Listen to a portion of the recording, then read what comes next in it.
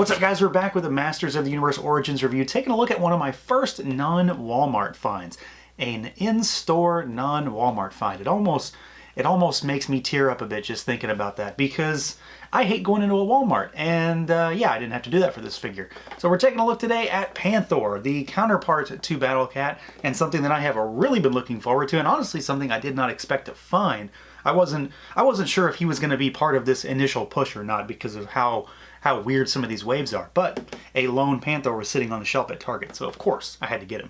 We've got him here in the same kind of box that Battle Cat came in, so of course very much a vintage look and feel, tribute, homage to those original boxes with the big banner at the top. You've got the New for 21 logo on this one. You've the big window with the figure in there and the kind of burst with the retro play call out. Some nice artwork along the sides showcasing, well, Fisto on one side, and then the back of the box has got a shot of Panthor duking it out with Battle Cat in front of Grayskull with a huge cross-sell and then some instructions on how to move around that saddle. So very vintagey inspired, and I love everything about this packaging. I hate to take these out, so this is something that I definitely need a second one of just to keep in box, because I don't know why not. So let's do it. Let's pull them out and take a look. And here we go. Out of the package, our Origins Panthor. This guy, like I said, is one that I've really been looking forward to, because when I think back at having MOTU stuff as a kid, this is one of the few toys that like constantly pops into my mind is Panthor. Mostly it's because of him being flocked, and that was, you know, a very unique thing. This version of Panthor is obviously not flocked, but that's one thing that I think about when I think of Panthor, and I think of my MOTU toys, because I've said it a number of times, I didn't have tons and tons of MOTU stuff. MOTU was on its way out by the time I was actually getting into toys as a kid, so there's a handful of things that really stick out to me. This guy is one of them, so he instantly leapt off the shelf when I saw him, and I don't really know if there's a lot to talk about with this figure, because if you've seen Battle Cat, you pretty much know what's going on here, because they are, for all intents and purposes, the exact same toy, except Panthor has far less paint. I mean, there is literally no paint on this figure except for the head, which is really, really interesting. There's just nothing on him. He is just purple, which is fine because that's what he's supposed to be, but at the same time, it doesn't make for much review fodder. So let's see what he can do, see how he moves around. We've got a head that can pivot side to side, of course, and then you can go up and down with it. The neck, of course, is articulated, so you get really good range of motion on this guy. You do have a movable jaw, so you can get him to roar.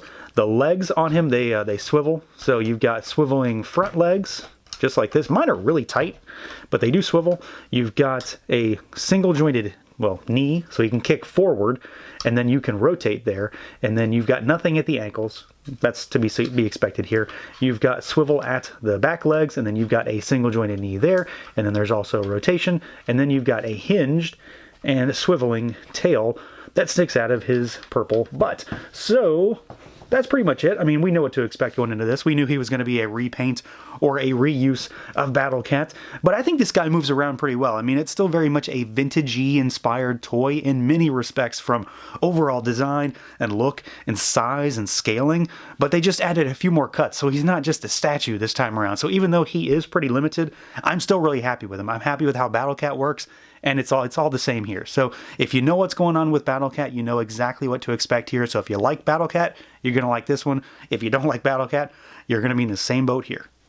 Now, as far as the overall look and feel here, well, I mean, how many more ways can I say it? It's pretty much the same thing as Battle Cat.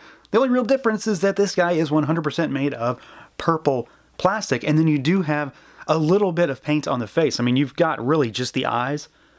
You've got those kind of stark yellow eyes with the very cat look to them, just in terms of that pupil shape. You've got some black on the nose, and then you've got the mouth that is painted red with those white teeth. It's all pretty well done. It's clean and crisp. I don't have any issues with the paint. I do, however, kind of wish that they had put, I don't know, a little shading on this guy somewhere, just a touch here and there. Hit him with a little black wash, maybe around the feet or something, just to give him a little bit of flair, make something pop a little bit, because Battle Cat has a lot of paint on him overall, just because of all the stripes that would be all over his body. This guy doesn't have that. He's just purple. Of course, the big thing for this figure, for this toy, is that he is not flocked. And to the best of my knowledge, we all knew this was happening. We knew that he wasn't going to be flocked, because there's a flocked version coming, right? That's not something that I'm misremembering. There is one that has been shown or talked about, or like an exclusive or something where they're going to have a flocked Panthor down the road. So this is, you know, just a more Battle Cat-esque version of Panthor, and then we're probably going to get the actual flocked version that, you know, I guess we all expect down the road. I'm certainly into double dip for both because I'd love to have a flocked one as well. So it doesn't really bother me too much that he's not flocked. It would have been nice for him to have been because, you know, I don't know, do I really need to buy two of them? But at the same time, I think he looks fine this way also.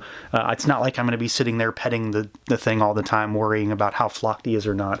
I do think the saddle looks really good. It's the same thing the Battle Cat comes with, but it's done up in a very familiar colorway with that kind of teal green color, which of course is a very nostalgic look. This color palette and these two designs with each other very much take me back to being a kid. So they really knocked that out of the park as far as getting that color down really well. I think he looks really good. He does, of course, you know, have a little bit less in terms of overall detail than Battle Cat does, just because of the fact he doesn't really have a lot of paint on him. But I think it's another good example of, well, translating a parts reuse type of figure into its own thing and knocking off all the nostalgia boxes, save for the flocking, pretty easily. And then just for a quick comparison, I mean, there's no real reason to do this, but we've got our Panthor next to Battle Cat from Origins, and, you know, we might as well take the helmet off because that's what really shows. And it's kind of odd when you get them next to each other. They may not really look like they're the exact same thing just because of how they're painted. So, you know, Battle Cat doesn't have any paint on his nose, and it makes that sculpt kind of blend in, and he doesn't have any paint underneath the eyes or the pupils, and it makes everything kind of just blend together. So it looks different, although it is, of course, the same sculpt. So it's another instance of being able to just change up the paints a little bit to make them stand out a little bit more. Of course, another thing is that, you know, Battle Cat has a helmet, Panthor does not. It would have been really cool if they could have maybe done a nod to Classics and throw the Classics helmet in there, that kind of sculpt, because I absolutely do love that. But otherwise, you know, I mean, this is very true to what we should have gotten. And then, of course, you know, you've got He-Man on Battle Cat and Skeletor on Panthor here to give you an idea of how he looks there. And, of course, you know, they scale fine, so he looks really good atop his purple cat mount, and He-Man looks really good on Battle Cat. So they do work really nicely together. I'm very happy with how they sit. They're not going to fall off. They're very sturdy once you get them on top of the cats. So yeah, like I said, not a great deal to talk about on this one. It's a purple cat that doesn't have a great deal of paint, but I do still really like this. I mean, like I said, it was an instant purchase. I saw it, there was only one, and even if there wasn't only one, I would have still immediately grabbed it, because I've been waiting for this guy for sure. Ever since I got Battle Cat, I've been eagerly awaiting the opportunity to get Panthor, because he was always my favorite of the two. He does have a few things, you know, lacking in terms of overall design based on comparisons to Battle Cat. He doesn't have any accessories, truly, and he doesn't have as much paint, and of course he doesn't have flocking, but I do think that he still looks really good here. I'm going to buy a flocked version whenever that happens, and I think that's a good entry in the line.